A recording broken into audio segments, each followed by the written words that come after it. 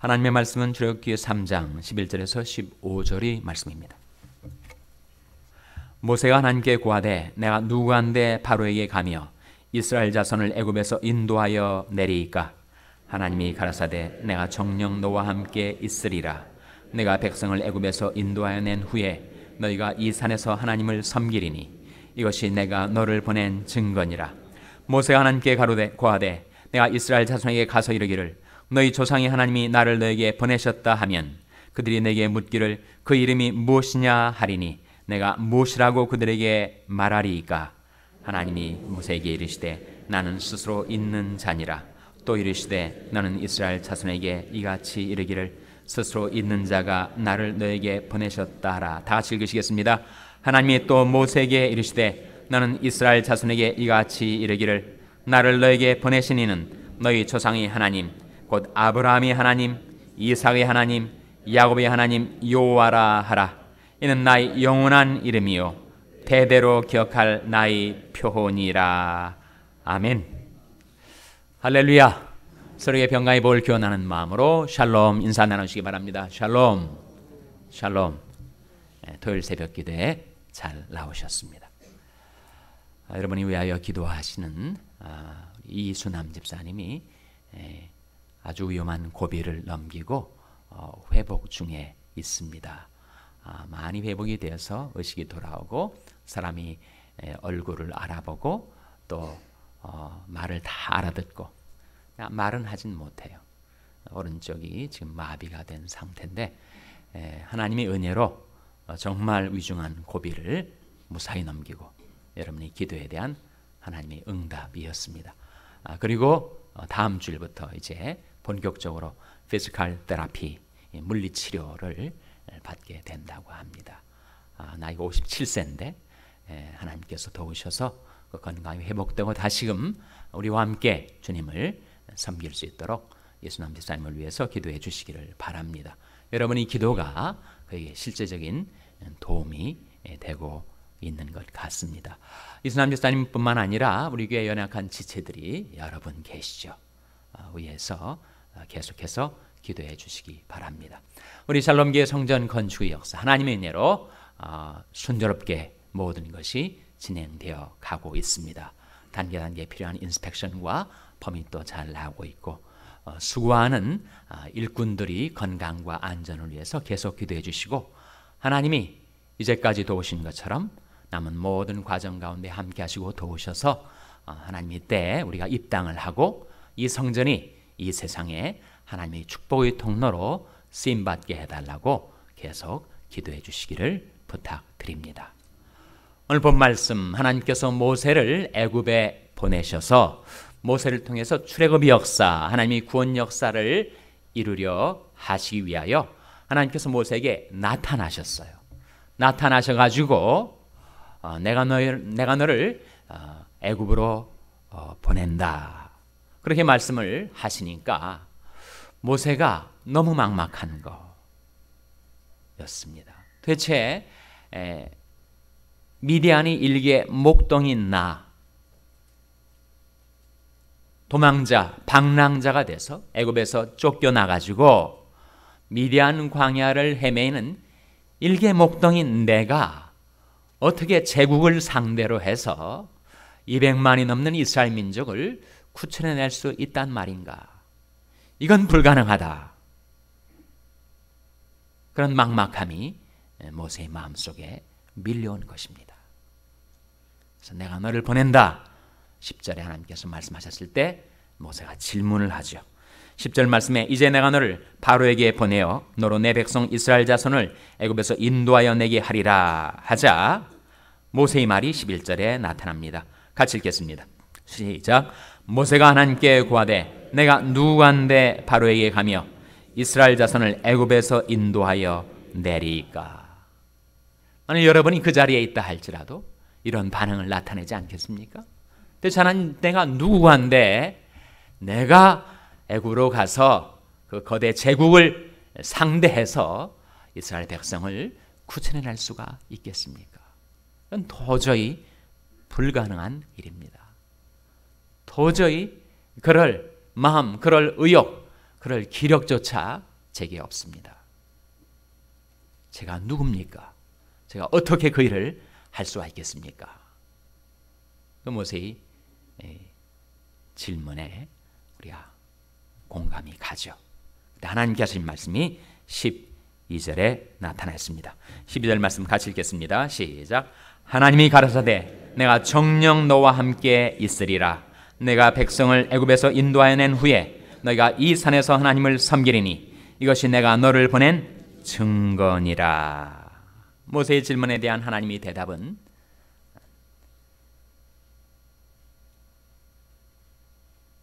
너무 간단하고 너무 명확하고 너무 강력한 한마디 말씀이었습니다. 이 말씀이 뭐예요? 내가 정녕 너와 함께 있으리라. 그것 외에는 하나님께서는 다른 말씀을 안 하셨고 그것만 있으면 우리는 다 되는 것이죠. 내가 정녕 너와 함께 있으리라. 열방을, 온 세상 나라를 통이 한 방울 물과 같이 여기시는 무한광대하신 하나님께서 함께 주신다면 거대 제국이 하나님 앞에서 무슨 소용이 있겠는가? 내가 너와 함께하리라. 그러니까 하나님께서 하나님이 사명을 맡은 자를 파송하실 때 사실 보면 다 이 한 가지 약속을 하고 계시죠. 나중에 이제 이스라엘 백성이 출애굽하고 40년 광야 생활 마치고 가나안 땅에 들어오려 할 때 그때 위대한 지도자 모세도 죽었어요. 이 세상에 더 있지 않았습니다. 그때 여호수아라는 신생 지도자, 그야말로 모세의 시종으로 지금까지 살았던 여호수아를 하나님께서 발탁하셔서 그를 통하여 이스라엘 백성을 가나안 땅으로 들이실 때 모세처럼 여호수아도 그저 막막하기만 했었을 것입니다. 내가 누구한데 이 백성을 가나안 땅으로 인도하여 드리리까? 그런 질문을 꼭 했었을 거예요. 여호수아에게 하나님께서 뭐라고 말씀하셨습니까? 내가 모세와 함께 있었던 것처럼 너와 함께 있으리라 말씀하시면서 내가 내게 명하는 것이 아니냐? 내가 어디로 가든지 내가 정녕 너와 함께 있으리라. 그 말씀을 하셨어요. 솔로몬을 통해서 성전 건축을 하게 하실 때에도 내가 정녕 너와 함께 있으리라. 그렇게 말씀하셨습니다. 그리고 미약하고 미천한 우리들에게 세상을 구원하는 구원의 복음을 맡기시고 우리를 세상 가운데 파송하실 때에도 주님께서 우리에게 뭐라고 약속하셨습니까? 볼지어다 내가 세상 끝날까지 너희와 항상 함께 있으리라. 그렇게 약속하셨습니다. 하나님, 저희들이 무엇이 간데 온 세상을 구원하는 하나님의 구원 역사에 동참하라 하시는 것입니까? 하나님의 대답은 볼지어다 내가 세상 끝날까지 너희와 항상 함께 있으리라. 그렇게 말씀하시고 계십니다. 내가 네게 명하는 것이 아니냐? 내가 어디로 가든지 내가 정녕 너와 함께 있으리라.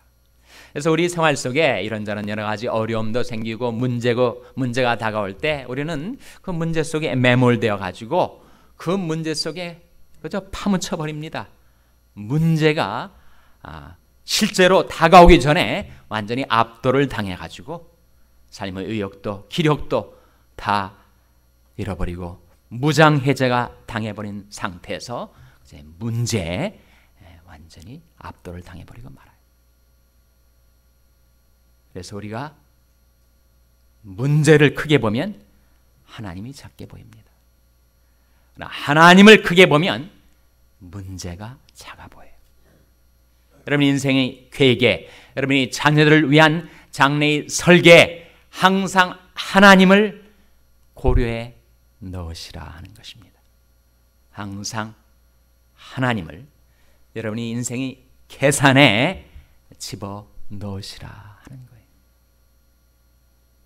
내가 정녕 너와 함께 있으리라. 하나님이 우리와 함께 계신다면, 그렇다면 우리가 직면하는 모든 문제들은 그야말로 너무나 사소한 문제들, 그 사소한 문제에 목숨을 건 사람처럼 그 사소한 것에 걸려 넘어져서 만사와해된 사람처럼 그렇게 살지 말라 하는 것입니다. 내가 내게 명한 것이 아니냐. 내가 어디에 있든지 어디로 가든지 내가 정녕 너와 함께 있으리라. 모세에게 그 한 가지 약속을 하시면서 모세가 또다시 질문을 드립니다. 모세의 질문이 13절에 나타나죠. 같이 읽겠습니다. 시작. 모세가 하나님께 구하되 내가 이스라엘 자손에게 가서 이르기를 너희 조상의 하나님이 나를 너에게 보내셨다 하면 그들이 내게 묻기를 그 이름이 무엇이냐 하리니 내가 무엇이라고 그들에게 말하리이까. 모세의 질문은 정당한 질문, 정확한 질문이었습니다. 하나님이 나를 보내셔서 이스라엘 민족을 구원하러 구출하러 왔다라고 말할 때 그들이 묻기를 하나님의 이름이 무엇이냐, 그렇게 물을 때 제가 무엇이라고 대답해야 하겠습니까? 여러분, 하나님의 이름이 무엇이죠? 하나님의 이름이 무엇이냐고 누가 묻는다면 여러분 뭐라고 대답을 하시겠어요? 그 질문에 대한 답이 14절, 15절에 나타나 있습니다. 먼저 14절 말씀 같이 읽겠습니다. 시작. 하나님이 모세에게 이르시되 나는 스스로 있는 자니라. 또 이르시되 너는 이스라엘 자손에게 이같이 이르기를 스스로 있는 자가 나를 너에게 보내셨다 하라. 하나님의 이름이 무엇이라고요?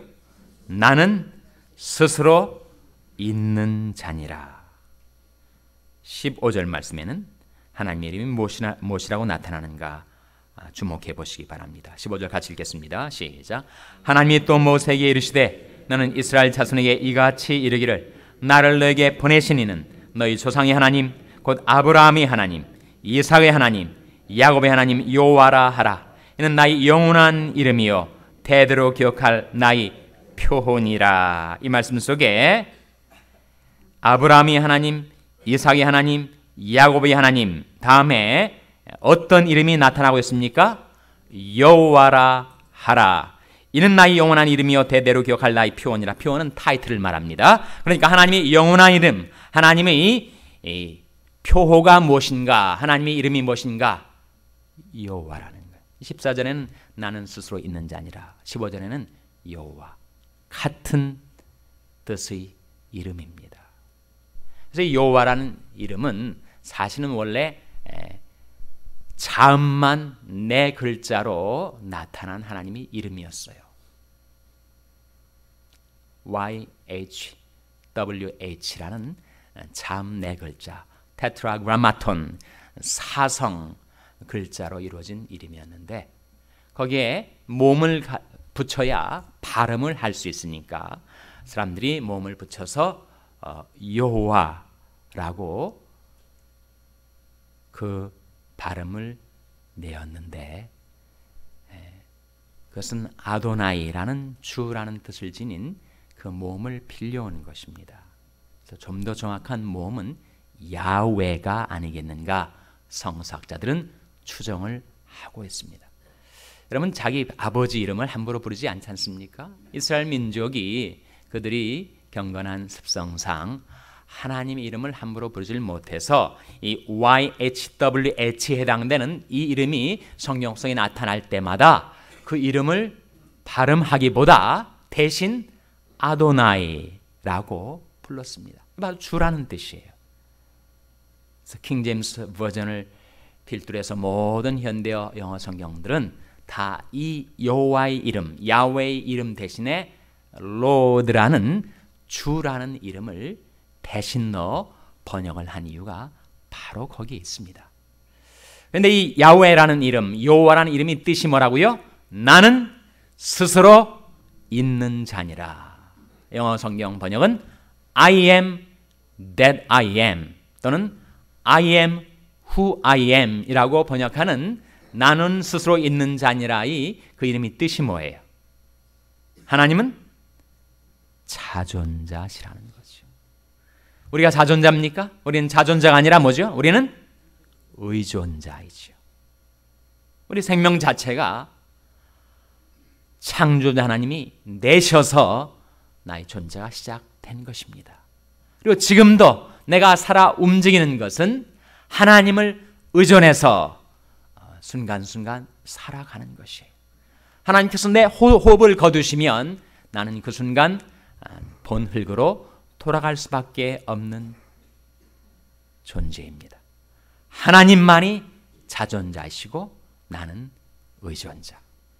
또 하나는 나는 스스로 있는 자 아니라 I am that I am 이라는 이름 속에 담겨져 있는 것은 하나님만이 영원자이시고 우리는 뭐죠? 우리가 영원자입니까? 우리는 유한자죠. 유한자.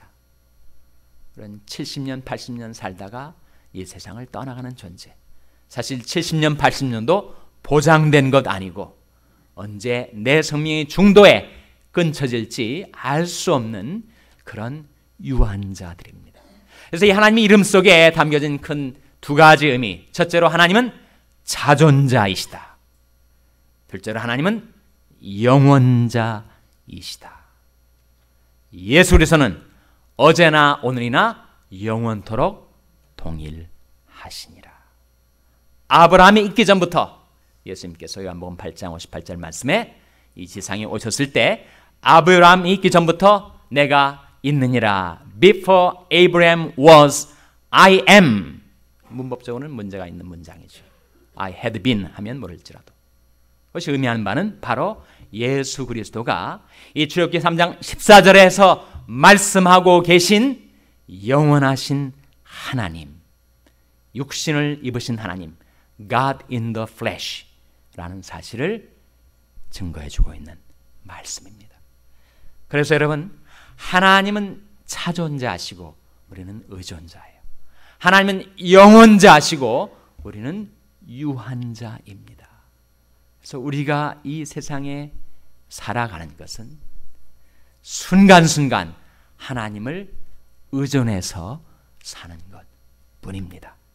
바로 이사야 26장 4절 말씀 찾아서 같이 읽겠습니다. 이사야 26장 4절 말씀 찾아서 같이 읽겠습니다. 이사야 26장 4절은 구약성경 996면입니다. 구약성경 996면 이사야 26장 4절 말씀. 새벽기도 나오셔가지고 성경을 부지런히 찾으시라고 제가 매일 그렇게 다고치니까 여러분이 성경 찾으시는 성력이 상당히 나아지신 것 같습니다. 자, 이사야 26장 4절 말씀 같이 읽겠습니다. 시작. 너희는 여호와를 영원히 의뢰하라. 주 여호와는 영원한 반석이심이로다. 너희는 여호와를 영원히 뭐 하라고요? 의뢰하라. 하나님은 자존자, 우리는 의존자니 우리가 어떻게 살아야 할 것인가? 너희는 여호와를 영원히 의뢰하라. 주 여호와는 무엇이라고요? 영원한 반석이심이로다. 각주에 보시면 만세반석이라고 나타나 있습니다. 우리 인생이 다 연약해서 그렇게 휘청거리고 흔들거리고 왔다 갔다 하고 오락가락하고 부평초와 같이 그렇게 흔들리는 인생이지만 우리가 영원한 반석, 만세반석 대신 하나님을 의뢰하고 살면 우리 삶이 요동치 않게 된다는 거예요. 우리가 영원자이신 하나님께서 유한자인 우리에게 하나님께서 계속해서 생명력을 우리에게 공급해 주고 계십니다.